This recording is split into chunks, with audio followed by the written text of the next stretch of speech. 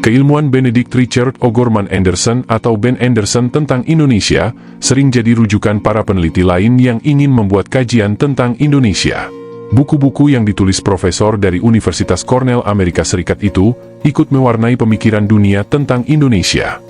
Karyanya yang paling ditakuti pemerintah Orde Baru adalah A Preliminary Analysis of the October 1, 1965, Corrupt in Indonesia, yang dipublikasikan pada 10 Januari 1966. Melalui penelitian bersama Ruth Mavey dan Frederick Burnell itu, pria yang bernama lengkap Benedict Richard O'Gorman Anderson ini menjungkir balikan sejarah resmi versi Orde Baru tentang gerakan 30 September 1965 atau G30S. Dalam suatu wawancara, pria kelahiran Kunming pada 26 Agustus 1936 ini pernah menyatakan, logika yang dibangun Orde Baru mengenai G30S 1965 dengan menyebut Partai Komunis Indonesia sebagai dalangnya sangat tidak masuk di akal. Dengan menggunakan sumber-sumber media pada masa itu yang masuk ke Cornell University di Ithaca, Amerika Serikat, Ben Anderson yang masih kuliah mengajak seniornya Ruth Mavey dan adik kelasnya Frederick Burnell melakukan penelitian singkat. Sumber-sumber media yang digunakan adalah yang terbit di daerah-daerah dan belum dikuasai tentara Orde Baru di Jakarta, seperti Jawa Timur, Jawa Tengah, Medan, dan lainnya. Hingga 3 minggu setelah G30S, media-media itu belum dilarang. Selain menggunakan sumber koran dan majalah yang terbit di masa itu, Ben Anderson juga menggunakan dokumen-dokumen tentara yang masuk ke Cornell University dan pengamatan langsung di lapangan oleh sejumlah kenalan yang ada di daerah itu. Bahan-bahan yang digunakan untuk penelitian adalah sumber media dan dokumen yang terbit hingga pertengahan Desember 1965. Setelah itu, media sudah dikendalikan atau dilarang terbit oleh tentara Orde Baru secara keseluruhan di Indonesia. Selama 3 minggu waktu penulisan, akhirnya analisis awal kudeta 1 Oktober 1965 rampung dikerjakan pada 10 Januari 1966. Dari hasil penelitian yang singkat itu diketahui banyak terjadi ketidakcocokan sejarah versi Orde Baru di lapangan. Di mana Ben bersama Ruth Mavey dan Frederick Burnell berpendapat, kudeta 30 September 1965 adalah konflik internal Angkatan Darat, bukan ulah PKI sebagai otak dan pelaku. Karenanya, selama lebih dari 20 tahun, Ben tak diperbolehkan masuk ke Indonesia.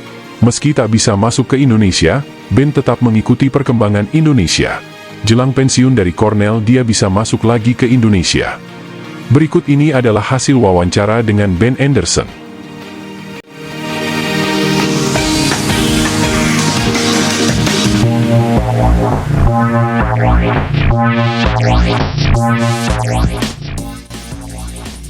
Berbagai pendapat mengatakan bahwa dalang utama G30S PKI bukan PKI, melainkan Soeharto. Benarkah demikian? Saya kira belum bisa dibuktikan 100%. Memang ada beberapa fakta bahwa Kolonel Latif beberapa kali menemui Soeharto di berbagai kesempatan. Lalu memberitahu Soeharto bahwa akan ada suatu aksi terhadap Dewan Jenderal, Ahmad Yani dan kawan-kawan. Dan adanya suatu fakta, bahwa ternyata Soeharto diam saja dan tidak melakukan tindakan apa-apa. Ia juga tidak melaporkan adanya rencana tersebut kepada Jenderal Yani CS. Apa yang bisa Anda katakan dari fakta-fakta tadi? Saya hanya bisa memberikan satu kemungkinan. Secara Machiavellis, mungkin Soeharto berpikir ada baiknya juga kalau Jenderal Yani disingkirkan. Sebab, kelompok Yani itu kan lawan Soeharto. Jadi, ketika ada pihak lain yang bermaksud menyingkirkan Yani, mungkin bagi Soeharto itu bagus-bagus saja. Tapi, ada satu keanehan yang perlu juga diperhatikan di sini. Beberapa tentara yang terlibat dalam gerakan menyingkirkan Yani CS, ternyata orang-orang dekat Soeharto. Yang namanya Kolonel Latif itu sudah dekat dengan Soeharto dan Ibu Tin sejak di Yogyakarta dulu. Bahkan Letkol Untung, yang dianggap sebagai pemegang komando dalam G30S, bukan saja dekat dengan Soeharto. Soeharto bahkan mensponsori perkawinannya. Tapi pada akhirnya, orang-orang ini dihabisi nyawanya oleh Soeharto juga. Saya punya dugaan, Soeharto ini ibarat sedang main catur. Pertama, dia biarkan anak buahnya untuk menghantam Yani CS. Sebab, dengan begitu, Soeharto kelak bisa memakai dalih ini untuk menghantam PKI. Kemudian, sebagai satu-satunya jenderal yang tahu persis tentang apa yang akan terjadi, Soeharto dengan mudah bisa melakukan tindakan balasan. Saya kira, Para penggerak G30S PKI tidak mengira bakal mendapat tindakan balasan dari Soeharto. Jadi, akhirnya yang dilakukan Soeharto adalah anak buahnya dikorbankan, Pak Yani dikorbankan. Semua dikorbankan. Apakah bisa dikatakan bahwa Soeharto memotong di tikungan? Ini pun belum begitu jelas.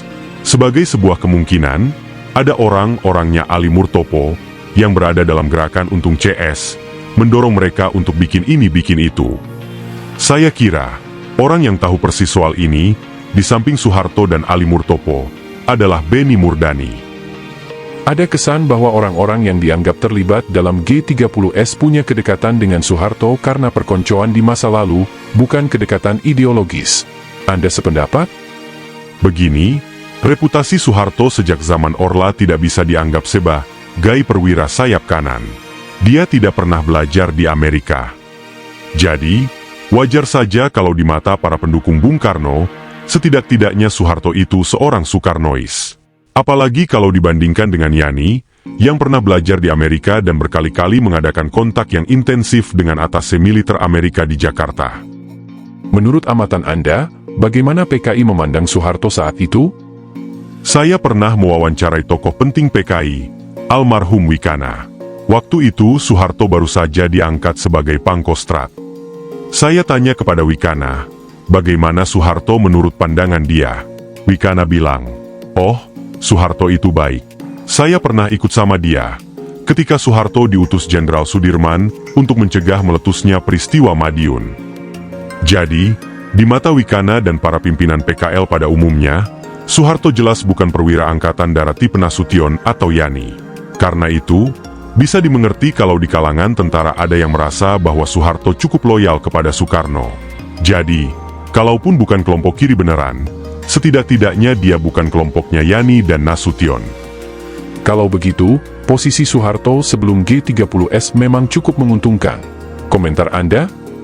Yang jelas, kalau ada orang yang memegang kesatuan yang paling penting di Jakarta waktu itu, Soeharto lah orangnya. Jadi, kalau waktu itu mereka tidak percaya sama dia, pasti dia sudah disingkirkan.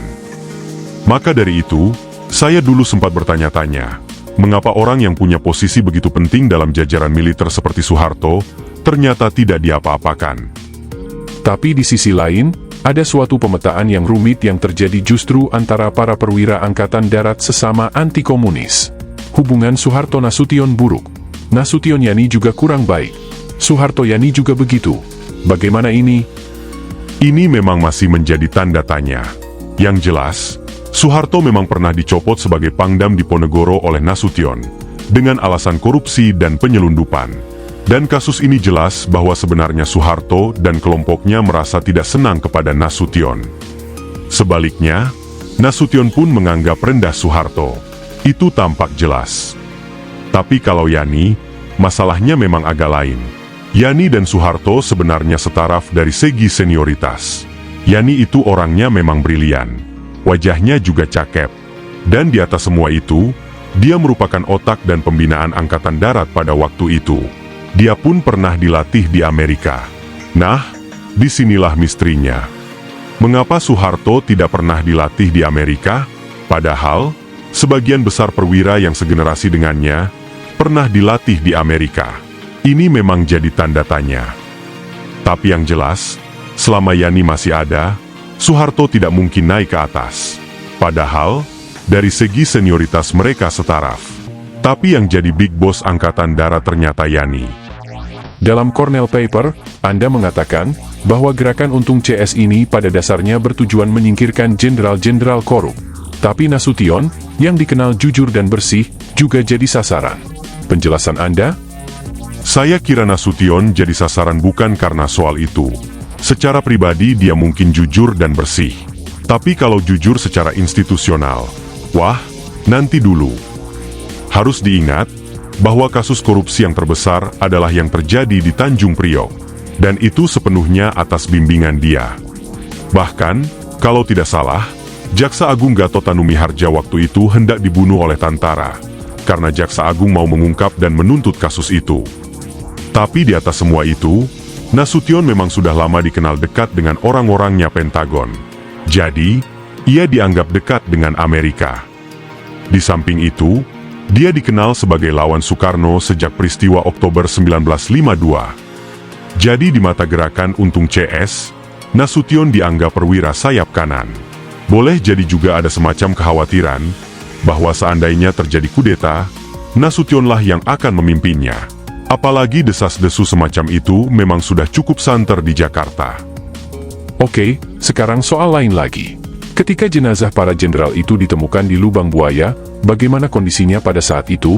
Benarkah ada penyiksaan? Ini memang menarik, karena kebetulan kami punya berkas hasil pemeriksaan forensik yang dibuat tim Dr. UI. Kalau tidak salah, laporan itu dikeluarkan pada tanggal 3 Oktober 1965, dan kabarnya langsung dilaporkan kepada Soeharto. Yang menarik dari hasil pemeriksaan forensik yang mendetail itu, ternyata sama sekali tidak ada bekas siksaan. Tidak ada itu yang namanya mata dicongkel, kemaluan disilet, dan sebagainya. Jadi, itu semua ternyata sama sekali tidak ada. Yang ada hanya bekas tembakan dan tulang yang patah. Dan tulang yang patah ini, besar kemungkinan, karena para jenderal itu dilempar ke dalam sumur yang dalam. Jadi, sama sekali tidak ada bukti bahwa para jenderal ini telah disiksa. Kalau tidak salah, laporan itu keluar hari Senin. Di dokumen itu ada tanggalnya, ada jamnya, bahkan ada nama Soeharto sebagai orang yang akan menerima berkas laporan tersebut. Jadi, acara pencongkelan mata dan sebagainya itu baru terjadi 2 hari setelah keluarnya laporan itu. Kalau tidak salah, hari Rabu. Jadi, berita soal adanya penyiksaan terhadap para jenderal adalah berita bohong?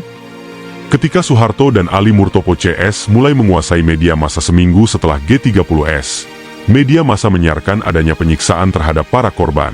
Saya kira itu bohong besar.